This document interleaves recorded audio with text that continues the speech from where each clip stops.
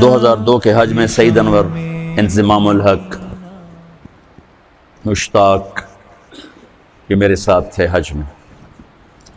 تو ایک غیر مقلد نے بڑی میرے اوپر چڑھائی کر، بدتمیز، حد درجے کی بدتمیزی کی.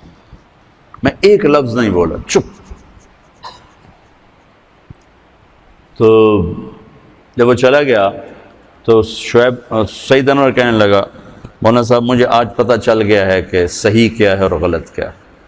آج مجھے پتہ چلا کہ جب وہ بدتمیزی کر رہا تھا میرا جی چاہ رہا تھا ایک چھکا میں اس کو مار دوں، لیکن پھر مجھے خیال آیا کہ آپ چپ بیٹھا، میں کیوں غصے ہوں، میں بھی چپ کر کے تھوڑا تماشا ویندا رہا.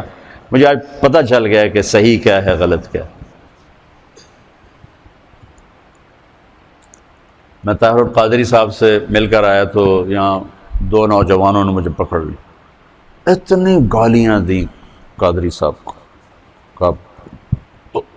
اور زمین پہ تھوک کر اوپر پاؤں مسل کر کہنے لگا میرے نزدیک طاہر القادری کی اتنی بھی حیثیت نہیں.